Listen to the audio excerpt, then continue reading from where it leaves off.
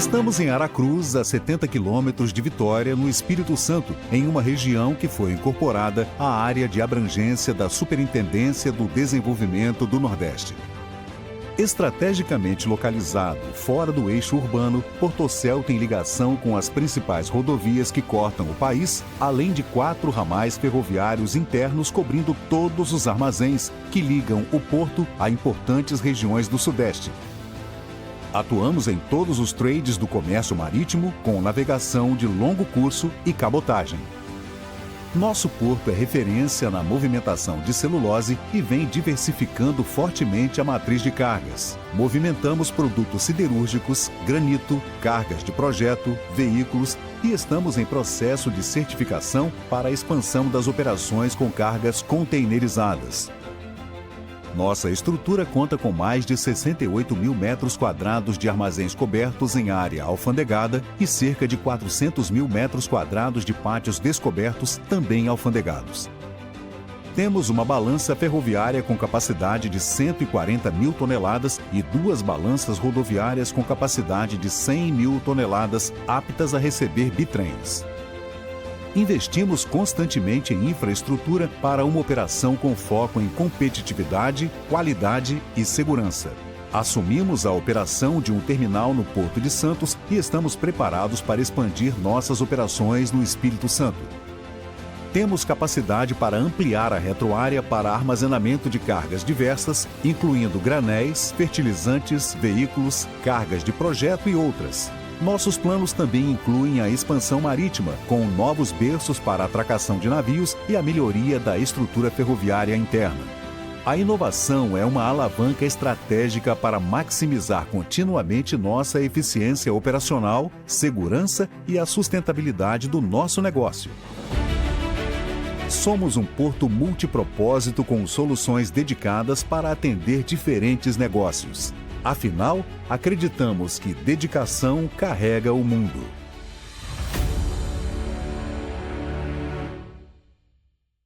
Olá, seja bem-vindo ao Intermodal Cast, podcast oficial da Intermodal.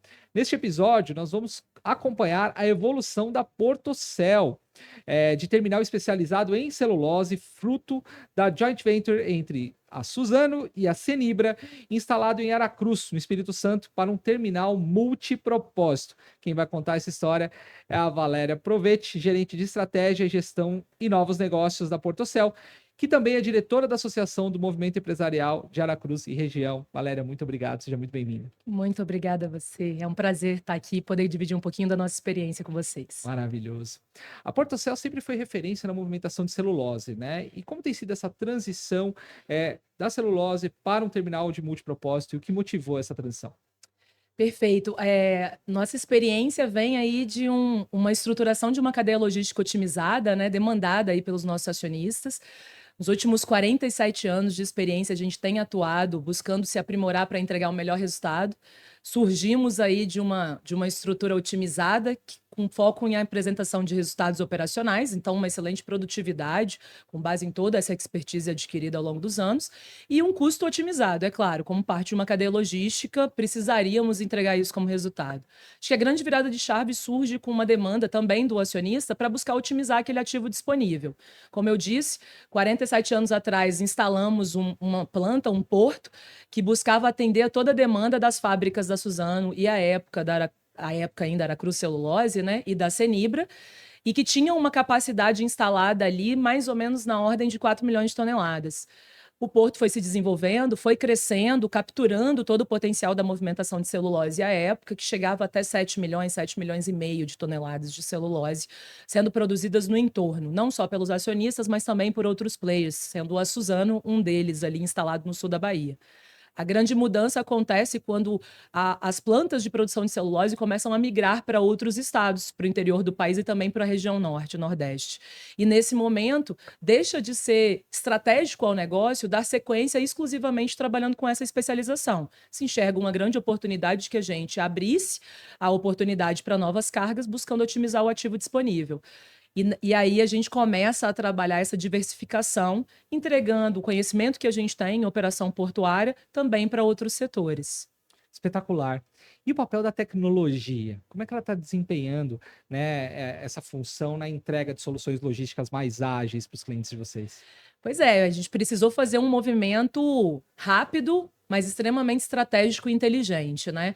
Como a estrutura vinha sendo dimensionada para atender especificamente a um segmento, exclusivamente ao setor de celulose, a gente precisou revisitar a configuração da infraestrutura disponível naquele site e revisitar, inclusive, toda a estratégia do próprio negócio. E até pelo DNA da companhia, né, tendo a Suzano como uma grande empresa que trabalha com inovação, a Cenibra, que é a celulose nipo-brasileira também, que trabalha bastante tecnologia japonesa, a gente foi desafiado a estruturar a estratégia do nosso negócio pautado no pilar inovação. A gente precisava repensar o nosso negócio, essa era a grande verdade. E a gente sempre enxergou que a inovação e a sustentabilidade eram dois pilares fundamentais. Então, trabalhávamos com a inovação como uma estratégia de fazer negócio, como uma estratégia de transformar aquele ativo, já de 47 anos, num ativo extremamente competitivo. E aí começamos a trabalhar algumas interfaces. A inovação conectada à estrutura que a gente chama que é uma estrutura física, uma infraestrutura física do site atualmente. Então, buscando conectar grandes iniciativas voltadas, por exemplo, mapeamento de calado, de água disponível para realização de manobras no nosso site. Como a gente conseguiria fazer uma excelente operação, podendo melhorar a configuração da utilização de recursos também alocadas nela, de pessoas, de equipamentos e máquinas. Então, a gente buscou desenvolver equipamentos novos para fazer toda essa mudança de processo e também trazendo muito de digitalização e inteligência artificial. Então, foram algumas frentes que a gente abriu e que a gente capturou como frentes extremamente estratégicas para a gente fazer esse movimento e essa migração do negócio. E aí a gente teve algumas iniciativas bem pontuais que eu acho que vale a pena a gente contar a história aqui de como é que Vamos foi. aproveitar antes de entrar na sustentabilidade, que é um dos pilares, que é o DNA de vocês, né? Vamos entrar nesses cases. Conta um pouquinho pra gente. Eu acho que o primeiro case de sucesso que foi a virada de chave para o Porto foi quando a gente se desafiou a desenvolver um equipamento para fazer a movimentação de celulose, que ainda segue sendo a carga majoritária do nosso site de uma forma diferente.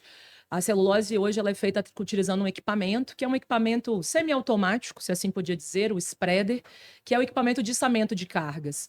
E olhando para aquela configuração operacional, que é realizada não só no Brasil, mas também no exterior, a gente se desafiou em meados de 2015 a mudar essa configuração desse semiautomático para trazer uma operação 100% automática. Unindo a expertise que tínhamos, o conhecimento que tínhamos do setor, também com a parceria com alguns players, alguns fornecedores que também atuavam no desenvolvimento de equipamentos. Conseguimos, então, patentear um equipamento que foi desenvolvido 100% por Portocel, em parceria com uma empresa local da região, e trazer uma operação 100% automatizada, que evita o contato direto do ser humano no manuseio da carga no costado dos navios.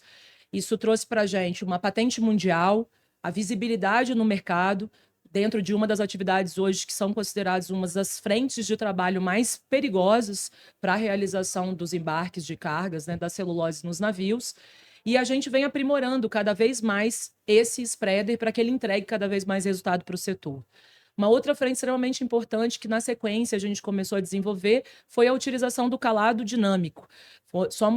Fomos, né, o primeiro terminal portuário a homologar a ferramenta junto com as autoridades marítima e portuária para utilização nos portos no Brasil. Então, a gente conseguiu desenvolver, junto também com uma parceria estratégica de uma empresa que trabalha no setor acadêmico, para que a gente tivesse um mapeamento real-time das condições de mar, para poder realizar as manobras de entrada e saída dos navios. Isso traz para o nosso ativo hoje uma otimização da utilização do cais para a atracação de novas embarcações que passa de quase 800 horas ano. Então, traz muita diferença para a utilização, para as operações portuárias. Essa condição, inclusive, hoje já vem sendo replicada para outros terminais. E a gente segue buscando trazer inovação. Então, a gente tem hoje uma iniciativa de visão computacional para trazer toda a parte de inteligência artificial para o mapeamento das nossas operações. A gente segue se desafiando para entregar a digitalização e otimização dos nossos processos. Enfim, a gente tem aí uma história, uma jornada que a gente está buscando consolidar lá dentro do Porto. Cara, espetacular. Parabéns pelo trabalho. Incrível ver empresas fazendo isso, usando a inovação. Mas a gente inova, negócios, tudo acontecendo, e tem uma agenda de sustentabilidade que hoje ela é prioritária nas empresas, e na Portocel é o DNA da Portocel a sustentabilidade. Como é que ela está integrada à estratégia de vocês? Como eu disse, é um segundo pilar extremamente relevante para a estratégia de negócio. A gente trata o tema ESG com bastante seriedade. Primeiro, porque o próprio setor demanda essa atuação de forma responsável, né? O setor portuário nasce por si só como sendo um setor que exerce uma influência no ambiente onde ele está realizando as suas atividades, não só no meio ambiente, mas também no ambiente, comunidades onde a gente está instalado. Nossa localização do terminal fica numa região hoje ainda, uma comunidade pesqueira no norte do estado do Espírito Santo, que está em contínua ascensão e prosperidade. E a gente se considera extremamente responsável por esse ambiente e para fomentar esse desenvolvimento. Então, é uma pauta relevante. A gente tem projetos no âmbito ambiental, social e também de governança, que a gente busca estar orientando os projetos que a gente desenvolve, regionais ali, para estar conseguindo entregar resultado. Além disso, a gente também, como eu disse, é cobrado pelas próprias autoridades regulatórias do setor. Então, é de extrema relevância de que a gente tenha compromisso e entregue os resultados. Tem projetos maravilhosos de educação ambiental, onde a gente busca conectar a diferença. A gente tem uma atuação muito forte no viés social, capturadas principalmente no pós-pandemia, onde a gente enxergou a diferença com que o nosso negócio era conduzido e como a gente passaria por aquele momento tão difícil e complexo, considerando a realidade do entorno, num ambiente, numa comunidade que tem uma série de dificuldades e que precisaria estar sendo suportada. E a gente conseguiu se associar às entidades locais, públicas ali, governamentais, para conseguir estar suportando, provendo uma série de recursos para fazer um monitoramento e estar promovendo o desenvolvimento local e econômico da região. Então, são iniciativas também extremamente importantes. É espetacular, parabéns por essas iniciativas. Eu acho que toda empresa hoje tem que ter uma agenda muito forte de ESG, não tem como voltar atrás, por mais que no mundo aí fala-se muito, né, dessa agenda cair, mas eu fico muito feliz de ver no Brasil empresas pegando essa agenda e colocando embaixo da estratégia e carregando. Vocês começaram com um nicho e depois abriram para outros mercados, né, para multipropósito. Que tipo de soluções a Portocel implementou para poder ir para outros mercados? Vale a gente falar um pouquinho desse movimento, Vamos né? lá. A gente está trabalhando hoje, eu gosto de falar que Portocel hoje é um negócio, é uma empresa que atua no setor portuário não só enquanto um terminal, né? A gente fala bastante das operações no terminal de Barra do Riacho, em Aracruz, que é o terminal que tem 47 anos, que foi onde surgimos, é a nossa essência enquanto negócio, mas a gente abriu também um novo pilar de atuação, que é o pilar como operador portuário, atuando também em portos públicos. Hoje a gente está com uma nova filial, estamos atuando em Santos, vamos completar agora 1 ano como operador portuário no maior porto do país, entregando e buscando entregar resultado conectado à expertise que a gente desenvolveu. E esta frente também é extremamente importante para estar consolidando a nossa marca, o nosso nome Portocel no mercado portuário. Em Aracruz, o terminal hoje atua ainda majoritariamente na movimentação de celulose, mas a gente vem também entregando resultados nas operações de granito, nas operações de veículos, com as importações, que têm ganhado cada vez mais volume aqui no nosso país. A gente também desembarca e embarca produto siderúrgico, atende às operações de offshore, e isso exigiu novamente uma adequação da nossa própria infraestrutura física para conseguir atender a todas essas movimentações. E agora a gente está discutindo a expansão do terminal. Entendemos que a nossa capacidade instalada já está chegando, batendo no teto, e que a gente está aí com uma bela oportunidade de conseguir aumentar a nossa capacidade e talvez, por que não, ser uma solução aí para o gargalo logístico que o nosso país enfrenta. Não, espetacular, eu queria puxar esse gancho. A visão de futuro para vocês, ou seja, vocês vão ampliar, o que vocês estão vendo aí para os próximos 5, 10 anos como futuro da Portocel? Estamos trabalhando nisso nesse momento. Enxergamos crescimento e desenvolvimento.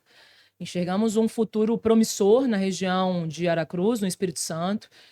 Enxergamos um desenvolvimento do Estado, nas parcerias que vêm sendo construídas naquela região, um futuro próspero, onde a gente possa, de fato, entregar uma infraestrutura que hoje tem sido um gargalo, de fato, do nosso país. Falamos que nesse momento, a economia talvez esteja andando de lado, mas que a gente enxerga uma prosperidade e que talvez os terminais precisem estar melhor preparados para entender a essa demanda e atender a essa demanda da forma adequada. Lá na região do Espírito Santo, a gente enxerga que tem um mercado muito próspero para atender a região Sudeste, região Centro-Oeste e Sul da Bahia. Então, o que a gente vem buscando é trabalhar o desenvolvimento daquela infraestrutura, a expansão do nosso terminal para aumentar a capacidade instalada, que deve mais do que dobrar, chegar a algo em torno de 16 a 17 milhões de toneladas movimentadas, considerando também uma maior diversificação, atuando não só com os produtos que a gente chama de cargas gerais, né, os produtos em carga solta, mas também atendendo a granéis, containers e várias outras frentes. Olhando para o mercado brasileiro como um todo e essa nova frente de trabalhos que é a atuação como operador portuário também na área de porto público, a gente está buscando conectar e entregar solução para as operações de celulose nos outros sites. Então, é como a gente enxerga que Portocel pode fazer a diferença aí, trazendo um pouquinho dessa experiência que a gente adquiriu ao longo dos anos. Cara, espetacular. E quais desafios você enxerga, uma vez que o mundo, né, a nossa geopolítica está cada vez mais complexa? Quais desafios vocês enxergam? Como é que vocês estão se preparando para esses desafios?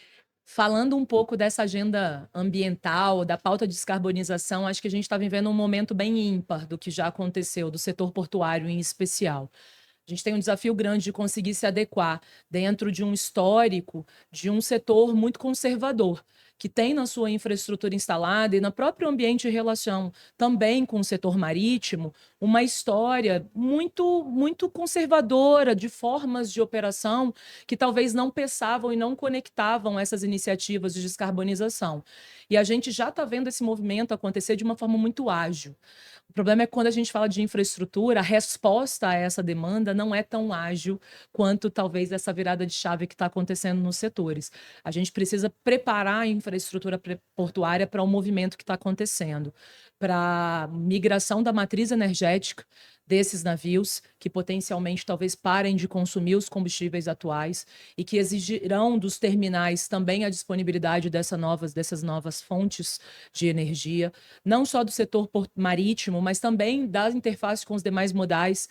O setor e o modal rodoviário vem sendo altamente demandado para promover migração para se tornarem veículos elétricos, veículos que utilizam o gás enquanto fonte natural, e nós, por sermos a ponta da cadeia, precisamos estar preparados para atender tudo isso, e precisamos prover infraestrutura para isso tudo. Então, eu acho que esse é um grande desafio conectado à agenda ESG que a gente acabou de falar, que precisa estar ali no radar. Maravilhoso. São múltiplas demandas, né? A gente tem que olhar para tudo agora e olhar para o futuro e ainda enfrentar os desafios que a gente está enfrentando no mundo hoje. Então, parabéns pelo trabalho. Valéria, muito obrigado pelo seu tempo. Conversei com a Valéria Provete, gerente de estratégias, gestão de novos negócios da Portocel. Obrigado por estar conosco na Intermodal Cast e nos contar um pouquinho sobre como a Portocel está se reinventando. E para você que acompanhou o nosso episódio, não se esqueça, soluções logísticas de ponta a ponta a Intermodal tem.